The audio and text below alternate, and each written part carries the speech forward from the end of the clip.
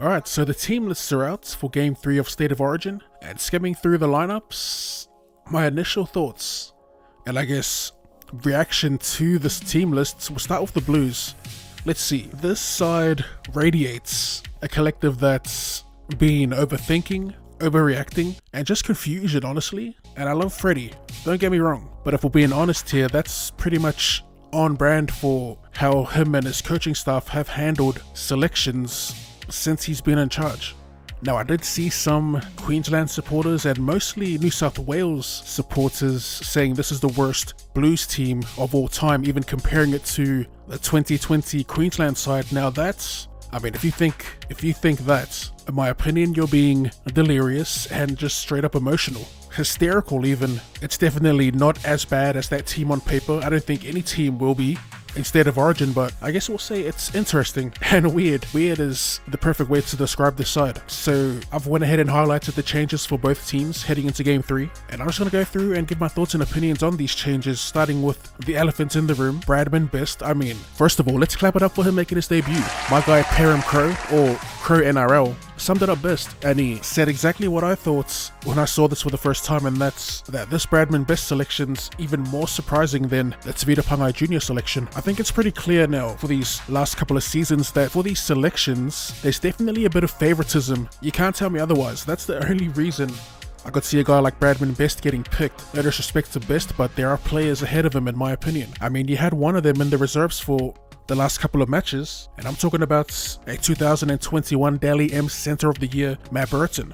You think Burton wouldn't go into a match fired up, keen to rip in after his latest memory of Origin is getting treated like a heavy bag by Dane Gagai? Why even have him in the team for the last two matches? I think even someone like Staggs would be ahead of a Bradman Best. I'm trying to think of the thought behind picking Best. You could say for the future, but that can't be it because they went ahead and selected Cody Walker in a bloody dead rubber, as opposed to picking for the future someone like Nico Hines or even Matt Burton there. Look, we questioned whether this Blue staff had the balls to take risks when they needed to take risks, which was in Game 2. It's just strange, don't get me wrong, I'm actually super stoked that Walker will get another shot at the Origin level, but in a dead rubber is so bloody strange. Like I said, they should have taken that risk in Game 2. When you compare him to Jerome Luai, Cody pretty much has him beat in everything bar footwork. They desperately needed someone that can sum up situations on the fly. Cody Walker's been the best at that for the last few years now. Was just unfortunately a victim to this, I'm gonna say it, Penrith bias when it came to the New South Wales Blues. I do get the idea of picking the halves pairing that's been to 3 grand finals in a row. It did make sense, but it just didn't work. Yeah, I didn't mean to go off on a halves tangent. I've been wondering though, was it too early for the Cleary and Luai combination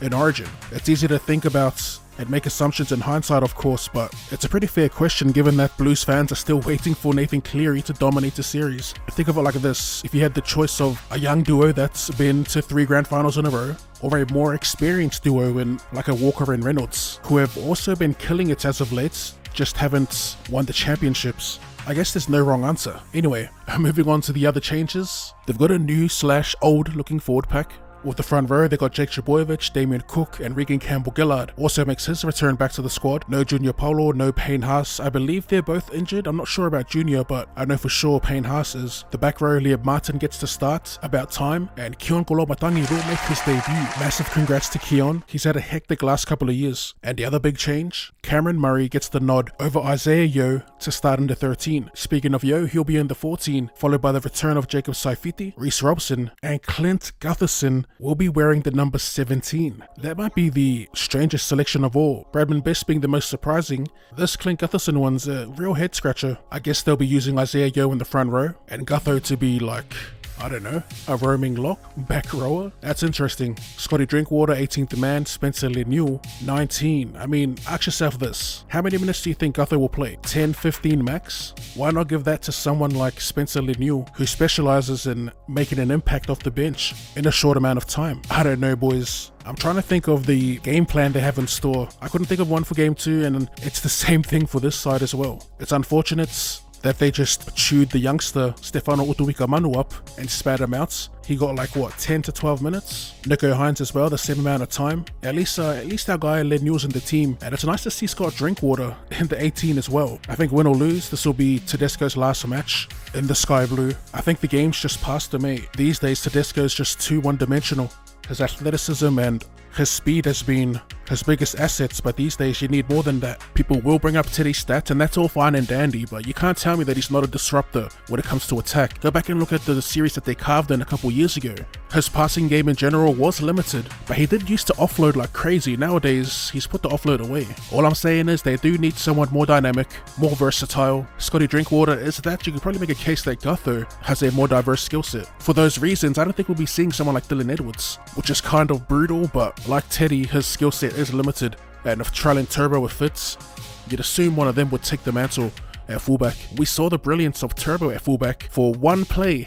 One play it was sometime in game 1 where he sized up the short side with a soft touch. Other players dropping out, Hudson Young, Tyson Frizzell. I wasn't really expecting to talk about the Blues for 5 minutes, but here we are. Anyway, moving along. As for the Queensland side, it's virtually identical bar a suspension and injury, and that's AJ Brimson jumping into fullback. Welcome back to AJ, and Corey Horsburgh will be debuting coming off the bench, wearing the 17. Another thing to note, Xavier Coates keeps his spot on the wing due to his hectic performance in game 2. Since that game, he's been playing pretty solid, and I've got to say, I've got to clap it up for him because I was one of his doubters heading into game 2. So the 17-man team is as follows. We've got Brimson, Coates, Holmes, Tabuai Fado and Taulangi as their back 5. The halves, we've got Cam Munster, Daly Cherry Evans. The front row, they've got Ruben Cotter starting, Harry Grant, Tino Fa'asua Maleawi. And in the back row, David Fifita, Jeremiah Nanai and Patrick Carrigan at lock. The bench, they've got Ben Hunt. Oh, Ben Hunt in the 14. Now, that's another notable change that I missed. Harry Grant starting, Ben Hunt in the 14. This bloody Blues team is so strange that I missed that change. And also Lindsay Collins, Mo Fotuaika and Corey Horsburgh wraps up the bench. 18th man Tom Dearden and Jermaine Hopgood joins the camp. 19th man, how good is that? Gotta clap it up for Jermaine Hopgood, who's had a killer debut season for the Parramatta Eels. That's pretty much it. That's all I've got for these team lists. Queensland making some minor adjustments, selections that make sense. New South Wales on the other hand deliver more content. I might do a little deep dive into the team a few days out before Origin and make predictions and whatnot. This is just my immediate thoughts and ramblings on both team lists. But yeah, if you enjoyed that, be sure to run a straight to that like button. And if you're new around here and would like to see more Rugby League related content and more content in general, go ahead and drop your boy a cheeky sub. Thanks for tuning in, and I'll see you later.